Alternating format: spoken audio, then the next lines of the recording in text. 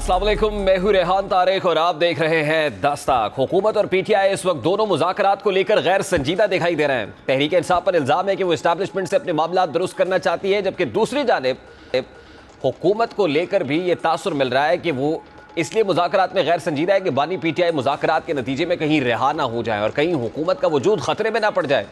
यही वजह है कि हुकूमत और इसके इत्तेहादी मुज़ाकरात से पहले ही पीटीआई के मुतालबात को पूरा ना करने का इंदिया दे रहे हैं।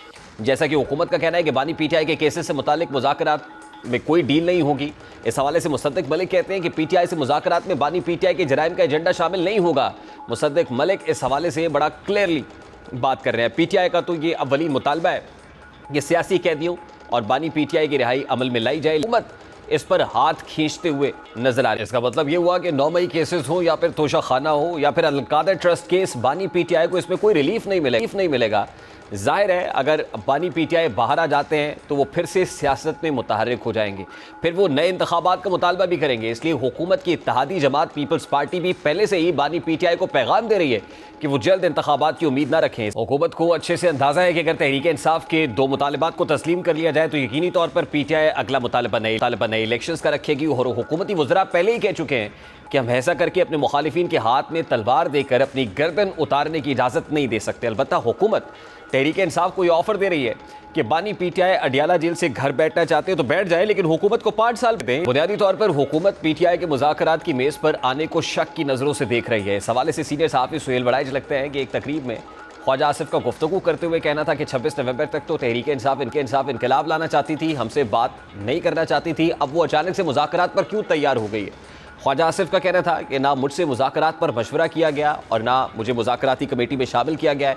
फिर उन्होंने मुस्कुराते हुए कहा कि उनकी मुज़ाकरात में कोई चाल है, मोहतात रहना उनकी चाल में ना आना है। सुहेल वड़ाइच के बकौल ख्वाजा आसिफ की तकरीर से वाज़े हो गया कि नून लीग बहुत मोहतात और वो समझती है कि तहरीक इंसाफ के मुज़ाकरात एक बहाना है, असल में अब वो साजिश करके हमारी जगह लेना चाहती है। सुहेल वड़ाइच मज़ीद लिखते हैं कि वज़ीर आज़म शहबाज शरीफ की दिन रात मेहनत और मुश्किल तरीन हालात में काम करने पर उनको सराहा जा रहा है और उन्हें यह एतमाद दिया जा रहा है कि माशी हालात बेहतर होने के बाद आप सियासत में भी बेहतरी ला सकते हैं। सुहेल वड़ाइच मजीद लिखते हैं कि मुक़्तदरा की तरफ से फ़िलहाल बानी पीटीआई को कोई रियायत नहीं है, रियायत मिली भी तो मुकम्मल खामोशी और मौजूदा निज़ाम को तस्लीम करने की सख्त शर्त पर मिलेगी। बहरहाल जहाँ तक हुकूमत का सवाल है, उसको खदशा है कि कहीं आने वाले वक्त में इस्टेब्लिशमेंट और तहरीक इंसाफ की इंगेजमेंट ना हो जाए। इस हवाले से ख्वाजा आसिफ की वो गुफ्तगू सुन लेते हैं जिसमें कुछ शक की निगाह से देखा जा रहा है। पिछले 15 दिनों में क्या चीज ऐसी आई है कि पीटीआई मुज़ाकरात पे जो है वो राजी हो गई है और हमारे साथ एस्टेब्लिशमेंट के साथ तो वो हर वक्त राजी। को मुझे बताए तो सही, सारे कहते हैं कि मुज़ाकरात का मैं मुखालिफ हूँ, लेकिन मुझे को बताए तो सही ये 15 दिन में क्या कोई नुस्खा जो है सामने आया है, क्या कोई तवीज़ आया है या क्या हुआ है, किसी ने फूंक मारी है की है तो ये मुज़ाकरात क्यों हो रहे हैं। खान ने आज बानी पीटीआई से मुलाकात के बाद मीडिया से बात करते हुए बानी पीटीआई का पैगाम देते हुए कहा है कि बानी चेयरमैन का कहना है कि उन्हें डील करने की क्या जरूरत है, वो अपने केसेस लड़ रहे हैं, वो एस्टैब्लिशमेंट या किसी मुल्क के कहने पर डील नहीं करेंगे। मैं अपने केसेस खुद सामना करके मैंने जेल काटी है, मैंने इन केसेस का सामना किया है और जब मेरे केसेस खत्म हो गए हैं इस नहज पे आके मैं डील नहीं कोई कर रहा। मैं अपने केसेस का सामना करूंगा, चाहे वो यहाँ पे हो जो जेल कोर्ट में और चाहे ट्रायल कोर्ट में हो या जाकर हाई कोर्ट में हो। इस वक्त पाकिस्तान तहरीक इंसाफ के रहनुमा शौकत यूसुफजई साहब ने भी ज्वाइन किया। अस्सलाम वालेकुम शौकत यूसुफजई साहब, बहुत बहुत शुक्रिया आपके वक्त के लिए। सर, सबसे पहले तो ये तासुर मिल रहा है मुज़ाकरात को लेके दोनों तरफ से कि गैर संजीदगी अपनी जगह पर है। हुकूमत ये समझती है कि तहरीक इंसाफ गैर संजीदा है और तहरीक इंसाफ ये ब्लेम करती है कि हुकूमत मुज़ाकरात में संजीदा नहीं है। तो ये बताइएगा कि कोई लेवल ऑफ सीरियसनेस वाकई नहीं है पीटीआई साइड से? देखिए, पीटीआई साइड से तो बिल्कुल संजीदगी है और सबसे पहले तो कमेटी हमने बनाई है तो हम तो मुज़ाकरात करना चाहते हैं, लेकिन आप ख्वाजा आसिफ और बाकी जो वफाकी वज़रा है उनके जो बयानात आप देख लें, आपको अंदाज़ा हो जाएगा कितने वो सीरियस है इसमें और जो उनकी सिफारती नाकामियाँ हो रही है वो सारा मलबा हम पे डाला जा रहा है, जबकि हम ये समझते हैं कि अब कम से कम इनको होश के नाखून ले लेने चाहिए। अब जो मुल्क जिस तरफ जा रहा है, जिस हालात में मईशत है, तो मेरा नहीं ख्याल है कि ये जो तर्ज इन्होंने अपनाया हुआ है कुछ वज़रा जो है वो संजीदा बयानात दे रहे हैं, लेकिन कुछ ऐसे हैं जो उनको पता ही नहीं है कि इस मुल्क में क्या हो रहा है, क्या इसका मुस्तकबिल होगा, क्या सिचुएशन बनेगी। देखिए उनको यूसुफ इस जई चीज साहब, का ख्वाजा आसिफ एहसास साहब तो मुज़ाकराती कमेटी का हिस्सा नहीं है, लेकिन वो अपनी हुकूमत को ये मशवरा जरूर दे रहे हैं कि बच के रहना, पीटीआई की चाल में मत आना। तो पाकिस्तान तहरीक इंसाफ की कोई चाल है तो क्या वाकई मुज़ाकरात में कहीं ना कहीं पाकिस्तान तहरीक इंसाफ कोई चाल चल रही है जो हुकूमत के लिए खतरनाक हो सकती? देखिए, ये तो अब एक चाल है, बिल्कुल वो सही कह रहे हैं, क्योंकि वो रेहाना डार जो है वो असेंबली में आ जाएगी, और जब वो असेंबली में आएगी तो ख्वाजा आसिफ की जगह नहीं रहेगी, तो उनके लिए तो मुश्किलात पैदा हो जाएंगी। ये बिल्कुल सही कह रहे हैं। ये तो ख्वाजा आसिफ स्पेसिफिक बात आप कर रहे हैं, रेहाना डार साहिबा कैसे आएंगी, लेकिन अब वो ये कह रहे हैं कि कहीं ना कहीं पाकिस्तान तहरीक इंसाफ जो है वो पावर्स दैट बी या कंसर्न क्वार्टर्स के साथ एंगेज करना चाहती है just to get rid from this government. तो क्या ये तासुर दुरुस्त है ख्वाजा आसिफ साहब का? देखिए, ख्वाजा आसिफ बदकिस्मती से वो भी है ना, वजीर दिफा भी है, तो इनको ज्यादा इल्म होगा और ज्यादा मालूमात। राब्ता ही मुनक़ता हो गया है शौकत यूसुफ़ज़ई साहब से, लेकिन बड़ा पर्टिनेंट क्वेश्चन ये है, तो हुकूमत को कहीं ना कहीं वो शक की निगाह से देख रही है पाकिस्तान तहरीक इंसाफ की इस इंगेजमेंट को, कि पीटीआई जो इंगेज करना चाह रही है वो असल में अपने एक वेस्टेड इंटरेस्ट को गेन करना चाहती है और कहीं ना कहीं कैपिटलाइज करना चाहती है इस मौके को, ताकि इस्टेब्लिशमेंट के साथ अपने टर्म्स को बेहतर किया जा सके। तो इस्टेब्लिशमेंट के साथ अगर मामला ठीक हो जाते हैं तहरीक इंसाफ के, तो हुकूमत के लिए ख़तरा ये है कि फिर हुकूमत कहाँ जाएगी या हुकूमत के साथ क्या होगा। नंबर वन ये एक प्रॉब्लम है। दूसरी चीज़ 9 मई को लेके है कि कहीं अगर कोई अनकंडीशनल टेंडर अपॉलॉजी टेंडर की जाती है या कोई मामलात वहाँ पे जो रप्चर्ड किस्म के ताल्लुकात हैं वो ब्रिज हो जाते हैं, वो गैप ब्रिज हो जाता है, तो फिर पाकिस्तान तहरीक इंसाफ जो है उसके लिए कुछ स्मूथ सेलिंग का मौका होगा। तो हुकूमत को अपनी जगह पर एक कंसर्न्स है, और दूसरी तरफ पाकिस्तान तहरीक इंसाफ तो शुरू दिन से ये समझती है कि ये हुकूमत तो मैंडेट ही नहीं रखती, लेजिटिमेसी नहीं रखती, तो इससे क्या बातचीत की जाए, और उनको ये लगता है कि ये हुकूमत सिर्फ टाइम बाय कर रही है, इस हुकूमत से मिलने वाला कुछ नहीं है। तो दोनों तरफ अपने अपने कंसर्न्स हैं जिसको लेके गैर संजीदगी तो बरकरार है। तो ये मुज़ाकरात किसी तोड़ चढ़ते हुए नज़र नहीं आ रहे हैं, और पाकिस्तान तहरीक इंसाफ के पास 2 जनवरी तक उन्हें अपनी जो मुतालबात हैं वो इन रिटन उस कमेटी में सबमिट कराने हैं जो वो तहरीक इंसाफ के साथ इंगेज कर रही है।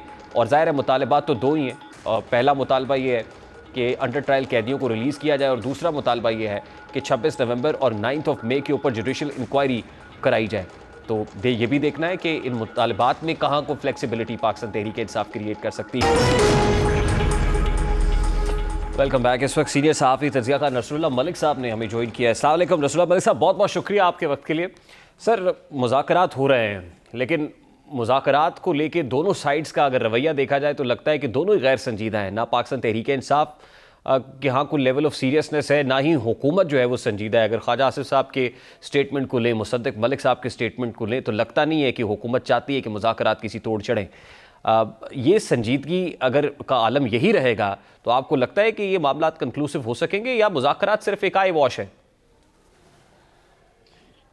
मेरा नहीं ख्याल कि मुज़ाकरात को नतीजा खेज साबित हो सकते हैं। उसकी बुनियादी वजह यह है कि जैसे कि आपने बिल्कुल दुरुस्त कहा कि दोनों तरफ से बड़ा गैर संजीदगी का रवैया है। अब एक तरफ जो है हर रोज जो है सोशल मीडिया पर एक कैंपेन चलाई जाती है कि पाकिस्तान में रेमिटेंस ना भेजी जाए, और कोई भी बैरून मुल्क जो पाकिस्तानी है वो तरसीलात ज़र जो है वो बैंकिंग चैनल से पाकिस्तान ना भेजे। इसका मतलब ये है कि आप अपने उस मौक़िफ़ से पीछे हटने को तैयार नहीं है।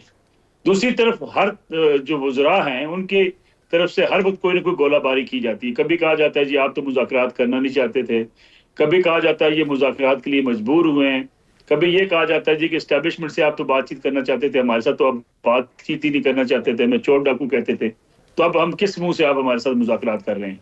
तो मैं समझता हूँ जहाँ हुकूमत का रवैया गैर जिम्मेदाराना है, वहाँ पीटीआई भी ये बात समझ नहीं पाई कि पीटीआई के लिए भी इतना आसान नहीं है जो मुज़ाकरात के नतीजे में वो कुछ गेन कर सकते हैं। क्योंकि मुज़ाकरात के नतीजे में पीटीआई की सोच ये है कि वो इमरान खान साहब की रिहाई हो, उनके कारकुनों की रिहाई हो, अपने मैंडेट के हवाले से कमीशन को बनाने की बात हो, 26 नवंबर के हवाले से या 9 मई के हवाले से जुडिशल कमीशन की बात हो। इन हालात में ये सारी चीज़ें हुकूमत कैसे मान सकती है?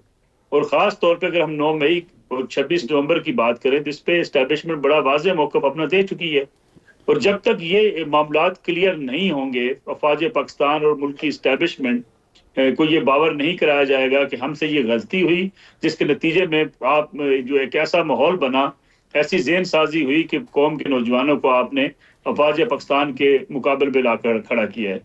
तो मेरा नहीं ख्याल इस हवाले से कोई तो देखिए, आपकी गुफ्तगू से तो ये तासुर मिल रहा है कि जैसे हुकूमत के पास तो मैंडेट ही नहीं है कि वो पाकिस्तान तहरीक इंसाफ के मुतालबात को माने। यानी अगर हुकूमत मुतालबात मान लेती है तो फिर हुकूमत खुद कहाँ खड़ी होगी? यानी हुकूमत की अपनी बका को बहुत बड़ा खतरा लाक है कि पाकिस्तान तहरीक इंसाफ को अगर कोई स्मूथ सेलिंग मिल जाती है, कोई ऐसी स्पेस मिलती है, तो फिर हुकूमत का क्या बनेगा?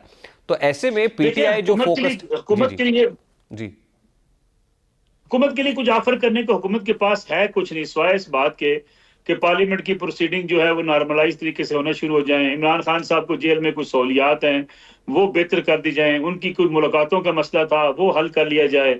इसके साथ साथ वो मुकदमात जो 26 नवंबर के हवाले से जिन पे जो है वो मामूली किस्म के जराइम में जो लोग मुलव्वस हैं उनकी रिहाई अमल में आ जाए। इसके अलावा तो कोई बड़ा मुतालबा हुकूमत खुद मानने की पोजीशन में नहीं है। ना हुकूमत जो है वो इलेक्शन के ऊपर जो सवालात उठाती है पीटीआई, उस पर कोई रिलीफ दे सकती है, और ना ही 9 मई के हवाले से हुकूमत इटसेल्फ कोई ऐसा फैसला कर सकती है जिसके नतीजे में पीटीआई को कोई रिलीफ मिल जाए। तो मैं समझता हूँ मामला खासा कम्प्लेक्स है, इतना आसान नहीं है। लेकिन होना ये चाहिए था कि पीटीआई को भी अपने मौक़िफ़ में नरमी लाती पीटीआई, और खासतौर पर जिस तरीके से कैंपेन अब भी चलाई जा रही है। आप तसव्वुर कीजिए कि जिस मुल्क की इकानमी को आप शेकी कर देंगे, इकानमी के ऊपर आप सवालात उठाएंगे और आप ब्लैक इकानमी की बात करेंगे, वहाँ मुल्क की सिक्योरिटी के हवाले से भी आप जो है वो लोगों के लिए दरवाजे खोल रहे हैं कि हमारे ऊपर एतराज़ात उठाए जाएं। अब जो लोग तरसीलात ज़र भेजेंगे, खासतौर पर अगर इसको डिस्कस किया जाए, अगर वो हुंडी के जरिए भेजेंगे और उनके यहाँ घर वाले या उनके फैमिली वाले इस रकम को भी कल साबित नहीं कर पाते, ठीक है ये सियासी नारा तो बड़ा पॉपुलर होगा या बड़े इस पे लोग खुश हो रहे होंगे उनके कारकुनान, लेकिन कल वो अगर धर लिए जाते हैं एफपीआर के किसी नोटिस के नतीजे में, तो फिर उसकी जिम्मेदारी कौन लेगा? ठीक, नसरुल्लाह मलिक साहब, देखिए एक और बात भी, आज तोशा खाना केस था और फिर उसमें जो गैर रस्मी गुफ्तगू हुई और फिर अलीमा खान साहबा ने जो आके कहा कि खान साहब कह रहे हैं कि वो बनी गाला में हाउस अरेस्ट नहीं होंगे। ये बनी गाला हाउस अरेस्ट का ऑप्शन खान साहब को कौन दे रहा है, या तहरीक इंसाफ के पास ये ऑप्शन कहाँ से आ रहा है, कौन ऑफर कर रहा है? देखिए, मैं समझता हूँ हुकूमत का एक सोच पाई जाती है, हुकूमत का सोच ये पाई जाती है कि अगर इमरान खान साहब को ये रिलीफ लेना है तो हम वहाँ उनको भेज देते हैं बनी गाला, वहाँ उसको सब जेल करार दे दिया जाए। ये तो हुकूमत का मामला है, हुकूमत इसमें कर सकती है। लेकिन सवाल ये पैदा होता है कि क्या वो सियासी मुकदमात में करेगी या जो क्रिमिनल ऑफेंस है उनमें करेगी। इसलिए मेरे ख्याल में ये दोनों तरफ से कोई इतनी संजीदा या मेच्योर ऑफर भी नहीं है और ना कोई मेच्योर इसका जवाब है। हाँ, इस पे नंबर स्कोरिंग जरूर की जा रही है, पीटीआई कहती है हमें ऑफर कराई जा रही है, हमें बाहर भेजने की बात की जा रही है, हमें बनी गाला शिफ्ट करने की बात करते हैं। मेरे ख्याल में हमारे यहाँ सब कुछ सियासी बयानिए की नजर हो चुका है। हर हुकूमत भी ये समझती है वो ऐसा बयानिया इख्तियार करे जिसके नतीजे में पीटीआई को शिकस्त हो। पीटीआई हर वक्त एक बयानिया लेके बैठी होती है जिसके नतीजे में वो अपनी पॉपुलैरिटी को कायम रखना चाहती है। असल हकायक ये है कि इमरान खान साहब के लिए जो मसाइल हैं, उन मसाइल में अभी फौरी तौर पर तो कोई कमी वाकई होती दिखाई देती नहीं है। ये जो प्रेशर टैक्टिक्स है कि हम सिविल नाफरमानी की तहरीक उस वक्त तक वापस नहीं लेंगे जब तक हमें ये कोई श्योरिटी नहीं होती कि हमारे साथ संजीदा मुज़ाकरात किए जा रहे हैं। तो उसका मतलब ये है कि पीटीआई भी अपने उस मौक़िफ़ से पीछे इसलिए नहीं हट रही कि उन्हें पता है कि हमें कुछ रिलीफ मिलेगा नहीं। तो ये जो 31 जनवरी तक की कट ऑफ लाइन दी हुई है मुज़ाकरात को लेके, तो what PTI is looking for, यानी लग रहा है कहीं कि इस्टेब्लिशमेंट जो है ये जो दोनों तरफ से दबाव बढ़ाया जा रहा है वो पावर टॉक्स टू पावर वाला शायद कुलिया है कि जितनी ज़्यादा जो है वो ताकत का इस्तेमाल किया जाए और जिस दिए में जानू यानी अपना जो है वो ज़्यादा से ज़्यादा हिस्सा वसूल करने की कोशिश की जाए। तो लगता है आपको कि 31 जनवरी तक जो है वो इस दबाव में रह के उससे पहले कहीं ना कहीं पीटीआई समझ रही है कि इस्टेब्लिशमेंट को राम कर लिया जाएगा? देखिए, मैं समझता हूँ कि पीटीआई की कोशिश तो ये है, खास तौर पे उन्होंने जो कोशिश की बाहर बैठे हुए पाकिस्तानियों ने अमेरिकी हुकूमत की तब्दीली के बाद कि वहां से कोई प्रेशर आ जाए, फिर ये सिविल नाफरमानी की तहरीक एक प्रेशर टैक्टिक्स के तौर पे इस्तेमाल की गई। फिर साथ ही साथ जो कहा गया तरसीलात ज़र नहीं आएंगी तो हुकूमत को चूंकि इकानमी के हवाले से चैलेंजेस का सामना है, इसलिए शायद हमारे साथ कोई बातचीत भी होगी।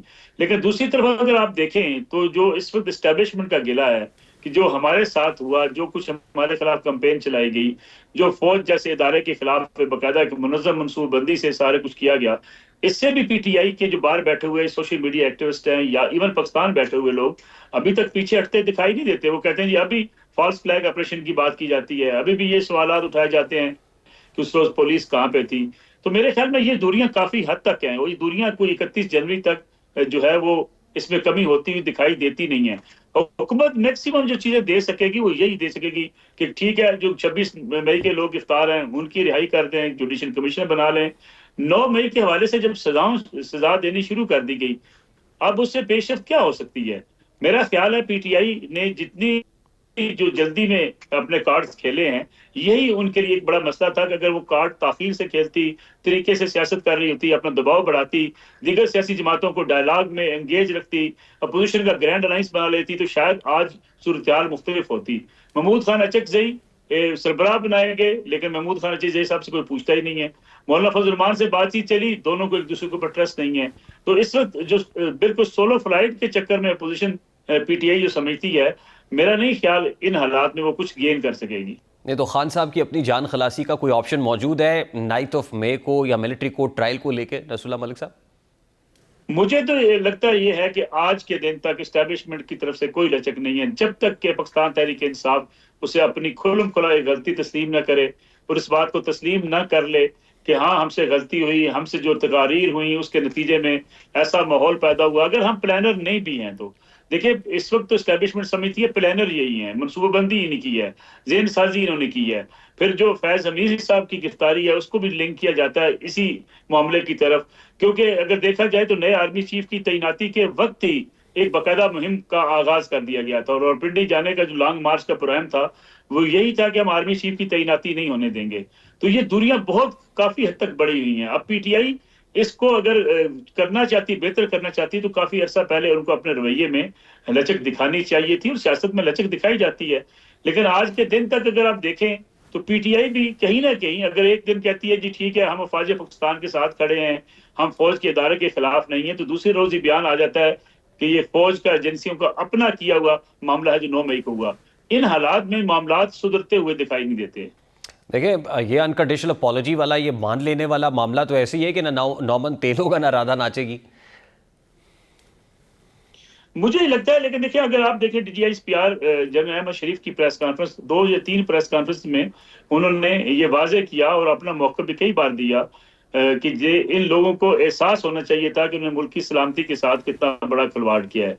उसके बाद कम से कम पीटीआई इस बात का अगर इदराक कर लेती कि वो इस वक्त इंस्टीट्यूशन के सामने आन खड़ी हुई है, तो शायद चीजें इतनी ना बिगड़ती। लेकिन हर बार यही कहा गया, 26 नवंबर के जो आदाद दिए गए, आदाद शुमार दिए गए, खासतौर पर जो लोग जहां बाक हुए उसमें, उस पर जो पूरा प्रोपेगेंडा शुरू किया गया मुल्क से और मुल्क से बाहर भी, और जो बाहर बैठे हुए कुछ लोग हैं उनके राब्ते भी उन लोगों के साथ जो है वो ट्रेस हुए जो पाकिस्तान के खिलाफ बाकायदा एक मुहिम चला रहे हैं। तो मेरे ख्याल में ये दूरियां और मजीद बढ़ गई 26 नवंबर के बाद, जब सारा इल्जाम लगा दिया गया फौज पाकिस्तान के ऊपर। फिर आज भी अगर देखें जो कैंपेन चलती है बाहर से कि पैसे हम क्यों भेजें, क्या अपने ऊपर गोली चलवाने के लिए, क्या अपने बच्चों के खिलाफ गोली चलवाने के लिए, तो ये अगर आप माहौल रखेंगे और इस किस्म का अगर आप सोशल मीडिया का दबाव डाल के कुछ हासिल करने की कोशिश करेंगे, मुझे नहीं लगता कि इन हालात में कोई फ्रूटफुल डायलॉग हो सकता है। हुकूमत तो ये कुछ कर नहीं सकती 9 मई के हवाले से, और हुकूमत के पास जो कुछ देने को होगा पीटीआई उस पर राजी होगी, ये भी एक बड़ा अहम सवाल है। बहुत बहुत शुक्रिया। अंदरूनी और बैरूनी दफा हर मुल्क का बुनियादी हक है, और यही वजह है कि पाकिस्तान भी अपनी दाखिली और खारजी खुद मुख्तारी को यकीनी बनाने की कोशिश करता है, लेकिन सरहद पार से दहशत गर्दी के बादल मुसलसल मंडलाते रहे हैं। इसीलिए पाकिस्तान अफगानिस्तान से मुतालबा करता आया है कि वो अपनी सरजमीन को पाकिस्तान के खिलाफ इस्तेमाल होने से रोके। लेकिन बदकिस्मती से अफगानिस्तान में कायम अफगान तालिबान की अबूरी हुकूमत का रुझान मामलात को सुधारने की बजाय मज़ीद बिगाड़ने की तरफ नज़र आता है। अफगान हुकूमत के नाक के नीचे तखरीबी सरगर्मियाँ हो रही हैं, जिससे ये तासुर उभर रहा है कि अफगान हुकूमत की जानिब से दहशतगर्द तंजीमों और ग्रुप्स को खुलकर खेलने की इजाज़त दी जा रही है। अब इसकी वजह से सिर्फ अफगानिस्तान के हमसायों के लिए मसाइल पैदा नहीं होंगे, बल्कि अफगानिस्तान भी मुसलसल गैर मुस्तहकम रहेगा। पाकिस्तान ने बार बार अफगान अबूरी हुकूमत से फितनतुल खारिज को पाकिस्तान के ख़िलाफ़ अपनी सरजमीन इस्तेमाल करने से रोकने का कहा, लेकिन इन शरपसंद दहशत गर्दों पर काबू पाने की बजाय अफगान तालिबान मुसलसल इनकी हमायत और मावनत कर रहे हैं। ये दहशतगर्द अफगानिस्तान में पूरी आज़ादी के साथ मौजूद है और पाकिस्तान मुखालिफ दहशतगर्द सरगर्मियों के लिए अफगान सरजमीन का बेदरीग इस्तेमाल कर रहे हैं, जो पाकिस्तान के लिए किसी भी सूरत काबिल कबूल नहीं है। यही वजह थी कि पाकिस्तान ने अफगानिस्तान में मौजूद टीटीपी के उन ठिकानों को एयर स्ट्राइक्स के जरिए निशाना बनाया, जिसके बाद अफगानिस्तान और पाकिस्तान में सरहदी कशीदगी बढ़ गई। अब अफगानिस्तान के मशरकी पख्तिका सूबे में पाकिस्तानी जंगी तैयारों की बमबारी के बाद सरहदी कशीदगी में शिद्दत आ गई है, जिसमें कम से कम 8 अफराद हलाक और 13 जख्मी हो गए, जिनमें बेशतर आम शहरी शामिल हैं। सिक्योरिटी हुकाम के मुताबिक ये झड़पें हफ्ते की रात तक जारी रहीं। सिक्योरिटी ज़राए के मुताबिक ये झड़पें अफगान सरहदी फोर्सेस की जानिब से पाकिस्तान में दाखिल होने की नाकाम कोशिश के बाद शुरू हुई।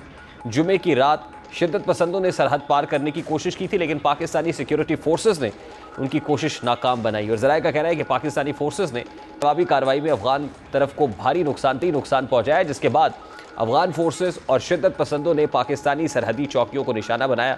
ये झड़पें अफगान सूबों को गोज़गार ही और फिर मतासंगर, कोट रागा और तारिक मंगल में दिन भर जारी रहीं। पाकिस्तानी फोर्सेस की जवाबी फायरिंग ने अफगान फौज और शिद्दत पसंदों को अपनी चौकियों से पसपाई पर मजबूर किया। पाकिस्तानी हुकूमत ने अफगान हुकूमत के साथ मुसलसल ये मामला उठाया है कि अफगान सरजमीन को पाकिस्तान में सरहद पार दहशतगर्दी के लिए इस्तेमाल किया जा रहा है। खासतौर पर खैबर पख्तूनख्वा और बलूचिस्तान में वज़ीर आज़म शहबाज शरीफ ने कुछ रोज़ कबल काबुल हुकूमत से टीटीपी के खिलाफ कार्रवाई का मुतालबा करते हुए कहा था कि अफगान सरजमीन से पाकिस्तान पर हमले सुर्ख लकीर हैं। वज़ीर आज़म शहबाज शरीफ ने इस बारे में क्या गुफ्तगू की थी, ज़रा उसकी एक झलक आपके सामने रखता हूं। अरे अफगानिस्तान के साथ बरादर मुल्क है और हमारी हज़ारों किलोमीटर हमारी जो सरहद है वो हम शेयर करते हैं। दूसरी शक्ल में जो हमारा जो तावन है वो उनको बढ़ाया जाए। बदकिस्मती है कि तहरीक तालिबान पाकिस्तान वहाँ से आज भी ऑपरेट कर रहे हैं, हमारे यहाँ पर पाकिस्तान के अंदर बेगुनाह लोगों को शहीद कर रहे हैं। ये मैं समझता हूँ कि पॉलिसी ये नहीं चल सकती। इस वक्त मेरे बैनुल-अक़वामी अमूर सैयद मेहदी शाह साहब ने भी ज्वाइन किया। अस्सलाम वालेकुम मेहदी शाह साहब, बहुत बहुत शुक्रिया आपके वक्त के लिए। सर, ये जो वेस्टर्न बॉर्डर के ऊपर कशीदगी बढ़ गई है, आप क्या फोर्सी कर रहे हैं आने वाले दिनों में? क्या ये कशीदगी मजीद बढ़ती हुई, तनाव मजीद बढ़ता हुआ देख रहे हैं? देखिए, बिस्मिल्लाहिर्रहमानिर्रहीम, जब से मुल्ला मुत्तकी से इंडिया के सिफारतकारों ने मुलाकात की है, उसके बाद से हम देख रहे हैं कि वहां से जो है बहुत ही ज्यादा शिद्दत पसंदी पाकिस्तान की तरफ आ गई है। और जब से उन्होंने ये कहा है कि हम जो है वही मदद जो हामिद करजई की करते रहे हैं वो आपकी भी करेंगे, तो ये एक शिफ्ट हुआ है एक पूरा का पूरा। और अफगानिस्तान की तरफ से आप इसको सिर्फ तहरीक तालिबान ना समझे, बल्कि ये बुनियादी तौर पे अफगानिस्तान की गवर्नमेंट की पुष्टपनाही के साथ ये सब कुछ हो रहा है। और उनको ये याद रखना चाहिए कि 1960 के अंदर भी पाकिस्तान के खिलाफ इसी तरह यलगार की थी उस वक्त के प्राइम मिनिस्टर दाऊद ने, और उसके बाद पाकिस्तान ने फिर जवाब दिया था, तो अफगानिस्तान को फिर उठने का मौका नहीं मिला था। तो ऐसी सूरत हाल पैदा ना करे कि पाकिस्तान जो है वो वापस उसी तरह ही जवाब दे जिस तरह उसने 1960 में दिया था। तो अफगानिस्तान को ये समझना चाहिए कि पाकिस्तान ने उसका जिस तरह साथ दिया है और जिससे पाकिस्तान का अपना बड़ा नुकसान हुआ, लेकिन उसने अपने मुल्क का साथ दिया है, वो दूसरों के कहने पर पाकिस्तान के लिए डिफिकल्टीज खड़ी मत करे। और ये चीजें जो है ये अगर आगे बढ़ेंगी, अगर ऐसा हुआ तो ये फाइनली इसका नुकसान जो होगा वो अफगानिस्तान को होगा। अफगानिस्तान के अंदर जो रजीम बैठी हुई है वो कोई ऐसी रजीम नहीं है जिसे अफगान की जो अवाम है वो भी पसंद करते हो और वो उसके पीछे खड़े हुए हों। तो ये इस बात को समझना चाहिए कि ये जो है ये अफगानिस्तान के अंदर से भी उनके खिलाफ एक सोरिश खड़ी हो सकती है। देखिए मेहदी शाह साहब, अल्टीमेटली नुकसान तो खित्ते का होगा ना सर, और when it comes to the region तो फिर उसमें एक बहुत बड़ा प्लेयर जो है, ऑल्दो इस रीजन से नहीं लेकिन उसका असर रसूख तो है, दैट इज़ यूएस। और आपने देखा कि ये जो दोहा के अंदर हुए थे मुज़ाकरात और एक डील हुई थी, उसके मुताबिक तो यही था कि अफगान तालिबान अपनी सरजमीन को किसी दूसरे मुल्क के खिलाफ इस्तेमाल नहीं करेंगे। अब जब ये हो रहा है और पाकिस्तान रिटेलिएट कर रहा है या स्ट्राइक कर रहा है, तो क्या यूएस भी ऑन बोर्ड है? जी देखिए, बात असल में ये है कि पाकिस्तान बार बार अपने दोस्त ममालिक को, जिसमें सिर्फ यूएस ही नहीं चाइना कतर भी शामिल है, और उनको ये कोशिश कर रहा है कि वो अफगानिस्तान को इस सारी सूरत हाल के अंदर बाज रखे। लेकिन हम ये देख रहे हैं कि इसके बावजूद जो है वो अफगानिस्तान जो है वो बाज होने के लिए तैयार नहीं है। और जहां तक आपने दोहा अकॉर्ड की बात करी है, पाकिस्तान ने उसको भी फैसिलिटेट किया था, लेकिन उस वक्त की हुकूमत इस बात के अंदर नाकाम हो गई थी कि उसने पाकिस्तान का नाम उसमें शामिल नहीं करवाया। और बुनियादी तौर पे तालिबान गवर्नमेंट ये कह रही है कि वो हमारा मुआहिदा अमेरिका के साथ हुआ था, वो हमारा किसी, तो ये एक बड़ी कम्प्लेक्स सी सूरत हाल है इसके अंदर पाकिस्तान की तो बिल्कुल ये ख्वाहिश है, और अभी आपने वजीर आजम का बयान भी सुनवाया कि वो ये नहीं चाहते कि इसको बढ़ाया जाए और एक बरादर इस्लामी मुल्क के साथ अपने ताल्लुकात को खराब किया जाए, जहाँ की बहुत बड़ी तादाद आज भी पाकिस्तान के सॉइल में रहती है और पाकिस्तान उनकी भरपूर निगहदाश्त करता है। तो पाकिस्तान ऐसा कुछ नहीं चाहता, लेकिन दूसरी तरफ से ऐसा लग रहा है कि वहां से ये चीजें जो है उसमें कमी आने के लिए तैयार नहीं है, और इसीलिए जैसे आपने इशारा किया कि पाकिस्तान के एयरफोर्स ने जो है वो सूबे के अंदर पक्तिया के अंदर जाकर कार्रवाई करनी पड़ी, जिसमें कुछ लोग जो है दहशतगर्द मारे भी गए। तो ये चीजों को करने की जरूरत इसीलिए पेश आई कि हुकूमत जो है वो पाकिस्तान के साथ कोऑपरेट नहीं कर रही। अभी देखिए सादिक साहब जो स्पेशल एनवॉय है पाकिस्तान की तरफ से, वो अभी काबुल के अंदर से मिले, लेकिन कोई उसका जवाब अच्छा नहीं आ रहा। तो कोई भी ये नहीं चाहता, ना पाकिस्तान चाहता है, ना कोई और मुल्क चाहता है कि ये सूरत हाल यूं की तू रहे या ये बढ़े। और इसी तरह यूएस भी जो है वो बुनियादी तौर पे वो तो पहले से ये बात कर रहा है कि जी अफगानिस्तान के अंदर से दहशतगर्दी हो रही है, और इसी साल के अंदर जो सूरत हाल अमेरिका के अंदर पेश आई उसके अंदर तो उसने साफ लफ्जों में ये कहा कि ये चीजें जो है ये काबिल बर्दाश्त नहीं होगी और ये सब कुछ अफगानिस्तान से ऑपरेट हो रहा है। तो वो पाकिस्तान को की तरह और ममालिक भी जो है, आपने अभी देखा उसमें कॉन्फ्रेंस हुई थी, उसमें उन्होंने तालिबान को फिर नहीं इनवाइट किया, इसीलिए कि उसके साथ जो नेबर्स हैं वो खुश नहीं है। आया कि रूस की पार्लियामेंट ने तालिबान को दहशतगर्दी की लिस्ट से निकाल दिया, मैं अफगान तालिबान की बात कर रहा हूँ, लेकिन इसके बावजूद जो है वो उस कॉन्फ्रेंस का हिस्सा नहीं बनाया उन्होंने। तो ये सारी चीजें जो है ये अफगान गवर्नमेंट को समझनी चाहिए और सोचनी चाहिए। बैरिस्टर साहब देखिए ना, बायलैटरली तो पाकिस्तान ने इस मसले को अफगान गवर्नमेंट के साथ हल करने की कोशिश की, मगर ये हो नहीं पाया। अब ये जो फेस ऑफ है बिटवीन पाकिस्तान एंड अफगानिस्तान, इसमें आपको क्या लगता है कि कौन इंटरवीन या जंप इन करेगा या किसको करना चाहिए ताकि कम से कम इस सिचुएशन को डिफ्यूज किया जा सके? देखिए असूली तौर पे तो पाकिस्तान और अफगानिस्तान को खुद इसे डिफ्यूज करना चाहिए। दोनों मुल्क एक दूसरे को समझते हैं, एक दूसरे के साथ कोऑपरेट करना चाहिए, और पाकिस्तान अफगानिस्तान और अफगानिस्तान पाकिस्तान ये बहुत ज्यादा इनके साथ कुर्बत का रिश्ता है। लेकिन अगर ऐसा नहीं होता तो लामहला फिर इसके अंदर इंटरवीन जो है वो यूएस भी करेगा, इसमें चाइना भी करेगा, और फिर जो और ममालिक है जिन्हें हम अरब ममालिक कहते हैं तो वो भी करेंगे। और फौरी तौर पे मेरी मालूमात के मुताबिक जो है वो ये सब लोग ऑन बोर्ड हैं और वो ये कोशिश कर रहे हैं कि इस मसले को जो है वो किसी तरह बेहतरी की तरफ लाया जाए। लेकिन अभी तक जो सूरत हाल सामने आई है उसमें बेहतरी नजर नहीं आ रही। बहुत बहुत शुक्रिया। पाकिस्तान में सालाना सैकड़ों अरब रुपए की सब्सिडी दी जाती है। किसी मुल्क को सब्सिडी देने का काम उस वक्त करना चाहिए जब उसके पास इतने माली वसाइल हों कि वो सब्सिडी दे पाए, लेकिन हमारे यहाँ तो उल्टी गंगा बह रही है। आमतौर पर सब्सिडी आवाम को सहूलत पहुँचाने के लिए दी जाती है, लेकिन वफाकी हुकूमत ने सब्सिडी की मद में सरकारी मिल्कियती इदारों पर बेपनाह नवाजिशात की हैं, और अब इदारों पर की जाने वाली इन नवाजिशात की तफसीलात भी सामने आ गई हैं। वफाकी हुकूमत ने माली साल पहली छमाही में सरकारी इदारों को 437 अरब रुपए की माली मावनत फराम की है, जिनमें सरकारी इदारों को 232 अरब रुपए की सब्सिडी, 120 अरब रुपए की ग्रांट्स और 85 अरब रुपए का कर्जा दिया गया है। वजारत ख़जाना की रिपोर्ट के मुताबिक जुलाई ta दिसंबर 2023 के दौरान वफाकी हुकूमत ने सुई साउदर्न गैस कंपनी को सबसे ज़्यादा 47 अरब की सब्सिडी दी, मुल्तान इलेक्ट्रिक सप्लाई कंपनी को 42 अरब 56 crore, Quetta electric supply company 26 अरब 24 crore, Hyderabad electric supply company 18 अरब 34 crore, Gujranwala electric power company 18 अरब, फैसलाबाद इलेक्ट्रिक सप्लाई कंपनी 14 अरब 56 करोड़, यूटिलिटी स्टोर्स कॉरपोरेशन 11 अरब 63 करोड़ और सखर इलेक्ट्रिक सप्लाई कंपनी को 10 अरब 66 करोड़ रुपए की सब्सिडी फराम की गई। इसी तरह पेशावर इलेक्ट्रिक सप्लाई कंपनी 9 अरब 37 करोड़, पावर होल्डिंग लिमिटेड को 8 अरब 80 crore, trial electric supply company को 7 अरब, पास्को को 7 अरब, इस्लामाबाद इलेक्ट्रिक सप्लाई कंपनी को 3 अरब 73 crore, Lahore electric supply company 3 अरब 60 करोड़ और रेडियो पाकिस्तान को 3 अरब 37 करोड़ रुपए की सब्सिडी दी गई है। वजारत ख़जाना के मुताबिक गुज़श्ता माली साल की पहली छमाही में पावर होल्डिंग को 88 अरब 52 करोड़, पाकिस्तान रेलवेज़ को 27 अरब 50 करोड़ और NHA को 4 अरब रुपए की ग्रांट दी गई है। वजारत ख़जाना का कहना है कि वफाकी हुकूमत ने माली साल 2024 की पहली छमाही में NHA को 25 अरब रुपए से ज़ायद का कर्जा दिया, पाकिस्तान स्टील मिल्स को 35 अरब 54 करोड़, जेनकोस 2 16 अरब 53 करोड़, NTDC 6 अरब 10 करोड़, प्रिंटिंग कॉरपोरेशन 1 अरब 20 करोड़ और रेडियो पाकिस्तान को 21 करोड़ रुपए कर्ज दिया गया, जबकि वफाकी हुकूमत ने मुल्तान, पेशावर और कोयटा इलेक्ट्रिक सप्लाई कंपनी को भी बिलतरतीब 166 मिलियन रुपए, 125 मिलियन रुपए और 61 मिलियन रुपए कर्जा दिया है। अब एक तरफ हुकूमत शय खर्चियों में मसरूफ़ है तो दूसरी जानिब हुकूमत टैक्स अहदाफ हासिल करने में पूरी तरह नाकाम नजर आ रही है। खबर के मुताबिक फेडरल बोर्ड ऑफ रेवेन्यू को महसूलात की वसूली में नुमाया कमी का सामना है। बाखबर ज़राए के मुताबिक FBR ने 27 दिसंबर 2024 तक 5.08 ट्रिलियन रुपए जमा किए, जबकि 31 दिसंबर तक IMF की शराइत को पूरा करने के लिए 6.009 ट्रिलियन रुपए वसूल करने का हदफ मुकर्रर किया गया था। अब एक तरफ IMF एक तो कर्ज की अगली किस्त देने में हीले बहाने से काम ले रहा है, टैक्स इकट्ठा नहीं हो पा रहा, लेकिन वफाकी हुकूमत मनपसंद इदारों को नवाजने में मसरूफ़ है और आवाम को नज़रअंदाज किया जा रहा है।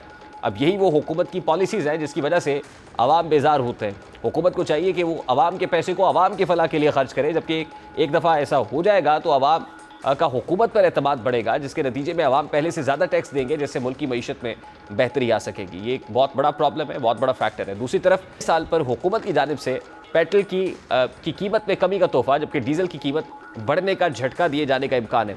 खबर के मुताबिक पेट्रोल की कीमत में 2 रुपये फी लीटर कमी का इम्कान है, लेकिन हाई स्पीड डीजल 1 जनवरी 2025 से अगले 15 रोज तक 3.62 रुपये फी लीटर बढ़ने का इम्कान है, यानी कीमतें बढ़ेंगी। सनदी ज़राए के मुताबिक बैनुल अक़वामी मार्केट में तलब और रसद का कोई मसला नहीं है, ताहम जोग्राफियाई सियासी सूरत हाल, ख़ासतौर पर शाम की सूरत हाल और नई अमरीकी क़यादत आलमी मसाइल से किस तरह निपटेगी, इसकी वजह से पैदा होने वाली गैर यकीनी सूरत हाल से इस वक्त POL की कीमतें बदल रही हैं। पेट्रोलियम पर प्रीमियम $8.69 फी बैरल लगता है, ताहम डीजल की कीमत में 3.62 रुपये फ़ी लीटर इजाफे के साथ पेट्रोल की कीमत में 2 रुपये फ़ी लीटर से ज़ायद की कमी पर काम किया गया है और अगले 15 रोज़ तक पेट्रोल की कीमत 250 रुपये 20 पैसे फ़ी लीटर रह सकती है, जबकि 3.62 रुपये फ़ी लीटर इजाफे के बाद डीजल की कीमत 259 रुपये फ़ी लीटर रहने का इम्कान है। लाइट डीजल ऑयल की नई कीमत का तखमीना 3 रुपये 30 पैसे मुकर्रर किया गया है, जबकि मिट्टी के तेल की कीमत 3.03 रुपये फ़ी लीटर इजाफे के साथ 151.97 रुपये फ़ी लीटर होने का तखमीना लगाया गया है। मिट्टी के तेल की कीमत में 0.05 रुपये फ़ी लीटर का मामूली इजाफा होकर 161.71 रुपये फ़ी लीटर होने का इम्कान जाहिर किया जा रहा है। प्रोग्राम के वक्त अपने से आपसे मुलाकात होगी इंशाअल्लाह। कल अपना रखिए ख्याल। अल्लाह हाफ़िज़।